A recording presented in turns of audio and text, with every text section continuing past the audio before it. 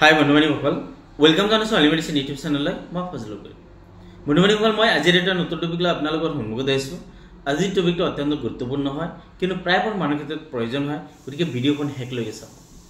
বন্ধুবান্ধীসকল, আজিৰ টপিকটো হ'ল পেট চাফা পাউডাৰ। পেট চাফা কি বেমাৰ হ'লে ডক্টৰবিলাকে প্ৰেছক্ৰিপশ্যন কৰে বা কি অসুবিধা হ'লে আমি খাব পাৰোঁ, বা ইয়াক খোৱাৰ নিয়ম কি, ইয়াৰ ছাইড ইফেক্ট কি, বা ইয়াৰ কি কম্পজিশ্যন বনোৱা হৈছে, কিমান দামত আমি পাম, সকলো তথ্য জানিবলৈ আমি চেষ্টা কৰিম। বন্ধুবান্ধীসকল, ভিডিঅ'খন আৰম্ভ কৰাৰ আগত যিবোৰ বন্ধুবান্ধীসকলে মোৰ ভিডিঅ'খন নতুন চাই আছে, মোৰ চেনেলখন নতুন চাই আছে, নিশ্চয় ছাবস্ক্ৰাইব কৰিবলৈ নাপাহৰিব, বেল আইকন টিপিবলৈ নাপাহৰিব, কিয়নো নতুন ভিডিঅ' আপোনালোকে পাই যাব, নতুন মেডিচিনৰ বিষয়ে, ঔষধৰ বিষয়ে আপোনালোকে জানিব পাৰিব। এইখিনি কৈ মই ভিডিঅ'খন আৰম্ভ কৰিব লৈছোঁ। বন্ধুবান্ধীসকল, পেট চাফা পাউডাৰ। পেট চাফা এইটো প্ৰথমে যেন কোনটো কোম্পানী বনাইছে, ডিভিছা এটা ভাল কোম্পানী, বুৰ্ণা কোম্পানী। এইটো এটা আয়ুৰ্বেদিক কোম্পানী হয়, আয়ুৰ্বেদিক মেডিচিন বনায়, বিভিন্ন ধৰণৰ আয়ুৰ্বেদিক মেডিচিনবিলাক বনায়, আৰু ইয়াৰ ৰেজাল্ট অত্যন্ত ভাল হয়।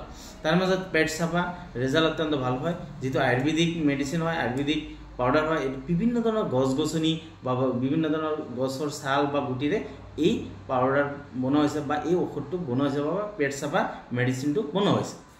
বন্ধুবান্ধীসকল, এতিয়া আমি জানিম কি মেডিচিন গছ গছনি দিয়া আছে। ইয়াতে বিভিন্ন ধৰণৰ গছ গছনি, তাৰে মাজত ইয়াতে দিয়া আছে সোণামুখী দিয়া আছে, কালা নামক দিয়া আছে, অজৱান দিয়া আছে, হৰ্তিকি দিয়া আছে, নিষদ দিয়া আছে, তাৰপিছত চেদা নিমখ দিয়া আছে, তাৰপিছত আমলা দিয়া আছে ইত্যাদি, আৰু বহুতো গছ গছনি মিহলাই এই পাউডাৰটো বনোৱা হৈছে। বন্ধুবান্ধীসকল, এতিয়া আমি জানিম এই পেট চাফা পাউডাৰ কি বেমাৰ হ'লে আমি খাব পাৰোঁ বা ডক্টৰবিলাকে প্ৰেছক্ৰিপশ্যন কৰে। বন্ধুবান্ধীসকল, এই পাউডাৰটো বিশেষকৈ যিবোৰ মানুহৰ কনষ্টিপেশ্যনৰ প্ৰব্লেম আছে, অৰ্থাৎ যিবোৰ মানুহৰ পায়খানা কৰাত অসুবিধা হয়, পায়খানাটো অত্যন্ত ডাঠ হয়, পায়খানাটো ক্লিয়াৰ নহয়, এদিন দুদিন তিনিদিন পিছে পায়খানা হয়, বা কনষ্টিপেশ্যন অত্যন্ত কনষ্টিপেশ্যন বা পায়খানাটো ডাঠ হোৱাৰ ফলত পায়খানাৰ ৰাস্তাৰে ব্লিডিং হয়, বা পায়খানাৰ ৰাস্তা অত্যন্ত ডাঠ হোৱাৰ ফলত ফাটি যায়, ফাটি যোৱাৰ ফলত ব্লিডিং হয়, বা অত্যন্ত বিভিন্ন ধৰণৰ ঔষধ খোৱাৰ ফলত আপুনি ভাল পোৱা নাই, বা কনষ্টিপেশ্যনৰ যি প্ৰব্লেম এইটোৰ পৰা আপুনি নিৰাময় পোৱা নাই বা ভাল পোৱা নাই, সেই ক্ষেত্ৰত আপুনি এই পেট চাফা পাউডাৰটো খাব পাৰে বা ডক্টৰবিলাকে প্ৰেছক্ৰিপশ্যন কৰে।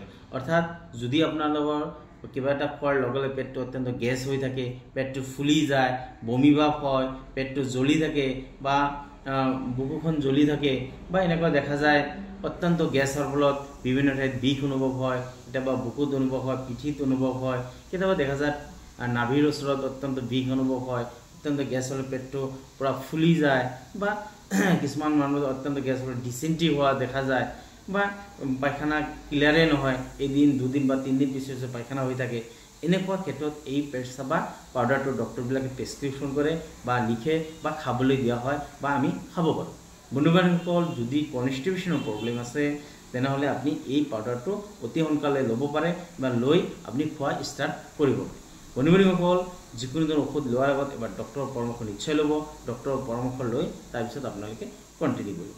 বন্ধুবান্ধীসকল, এতিয়া আমি জানিম এই পেট চাফা পাউডাৰটো আমি কেনেদৰে খাম বা ইয়াক খোৱাৰ নিয়ম কি। ইয়াতে ধুনীয়াকৈ লিখাই আছে, তথাপি মই কৈ দিছোঁ।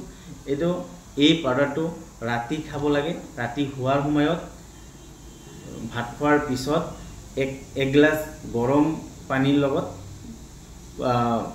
কুহুমীয়া গৰম পানীৰ লগত 1 চামুচৰ পৰা 1.5 চামুচ পাউডাৰ মিহলাই ল'ব লাগে। ধুনীয়াকৈ মিহলাই তাৰপিছত এই পাউডাৰ খোৱাৰ সময়ত আপুনি খাই দিব লাগে। অৰ্থাৎ 1 গিলাচ পানীত, কুহুমীয়া গৰম পানীত 1 চামুচ পৰা 1.5 চামুচলৈকে আপুনি মিহলাব পাৰে, বা 4 গ্ৰামৰ পৰা 6 গ্ৰামলৈকে আপুনি পাউডাৰ ধুনীয়াকৈ মিহলাই মিক্স কৰি তাৰপিছত আপুনি পাউডাৰটো খোৱাৰ সময়ত খাই ল'ব। বন্ধুবান্ধীসকল, এইটো এবাৰে খাব লাগে। ৰাতি খালে বেছি ভাল। আৰু যিহেতু মানুহ প্ৰব্লেম ঘৰতে বিভিন্ন ধৰণৰ প্ৰব্লেম আছে, ঘৰতে থাকে বা দিনটো ক'তো নাযায়, তেনেহ'লে দিনতো খাব পাৰে, কিন্তু ৰাতি খালে বেছি ভাল বা বেছি লাভদায়ক দেখা যায়।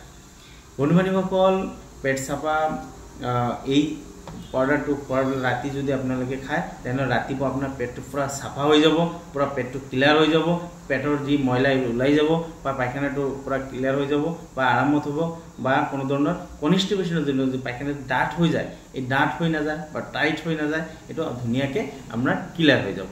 সেইকাৰণে নামো যেনেকুৱা পেট চাফা আৰু ইয়াৰ কামো তেনেকুৱা পেট চাফাই হয়, পেটটো পুৰা চাফা কৰি দিয়ে। গতিকে বন্ধু বান্ধৱীসকল, যদি আপোনালোক পেটখন চাফা কৰাৰ ইচ্ছা আছে বা পেট কনষ্টিপেশ্যন প্ৰব্লেম আছে বা পেটৰ যি ময়লা ক্লিয়াৰ কৰিব খুজিছে, নিশ্চয় আপোনালোকে পেট চাফা পাউডাৰটো ল'ব পাৰে, লৈ আপুনি ধুনীয়াকৈ খোৱা ষ্টাৰ্ট কৰক। বন্ধু বান্ধৱীসকল, এতিয়া আমি জানিম এই পাউডাৰটো কিবা ছাইড ইফেক্ট আছে নেকি। বন্ধু বান্ধৱীসকল, এইটো এটা আয়ুৰ্বেদিক পাউডাৰ হয় বা মেডিচিন হয়, ইয়াৰ কোনো ধৰণৰ ছাইড ইফেক্ট দেখা নাযায়, পোৱা নাযায়। কিন্তু তথাপি এইটো খোৱাৰ লগে লগে যদি আপোনাৰ এলাৰ্জিটিক কিবা প্ৰব্লেম পায় বা খোৱাৰ লগে লগে যদি বমি হৈ যায় বা খোৱাৰ লগে লগে যদি ডিচেণ্ট্ৰি হৈ যায় বা এনেকুৱা দেখা যায় যে মূৰটো ঘূৰাই, তেনেহ'লে খোৱাটো বন্ধ কৰি দিব। বন্ধ কৰি দি ডক্টৰৰ পৰামৰ্শ লৈ তাৰপিছত কণ্টিনিউ কৰিব। বন্ধু বান্ধৱীসকল, এতিয়া আমি জানিম এই পাউডাৰটো কিমান দামত আমি পাওঁ। এই পাউডাৰটো 115 টকাত পাব, 115 rupees অনলি। এইটো 115 টকাত পাই যাব। ইয়াতে 120 গ্ৰাম পাউডাৰ আছে। 120 গ্ৰাম পাউডাৰৰ দাম হ'ব 115 টকা। এতিয়া যিকোনো ধৰণৰ মেডিচিন লোৱাৰ আগত বা এই মেডিচিন লোৱাৰ আগত এক্সপায়াৰ ডেটটো ভালকৈ চাই ল'ব। এতিয়া 10/2024 বনোৱা হৈছে, 9/2027লৈকে এই পাউডাৰটো আপুনি খাব পাৰিব। অৰ্থাৎ যিকোনো ধৰণৰ মেডিচিন লোৱাৰ আগত এক্সপায়াৰ ডেটটো ভালদৰে চাই ল'ব, চাই তাৰপিছত আপুনি ব্যৱহাৰ কৰিব বা খাব। বন্ধু বান্ধৱীসকল, কেতিয়াবা আপোনাৰ ভুলতে হওক বা ফাৰ্মাচিষ্টৰ ভুলতে হওক বিভিন্ন ধৰণৰ প্ৰব্লেম দেখা যায় এনেকুৱা এক্সপায়াৰ মেডিচিন খোৱাৰ ফলত বা ছাইড ইফেক্ট দেখা যায়। গতিকে লোৱাৰ আগত এক্সপায়াৰ ডেটটো চাই তাৰপিছত ল'ব।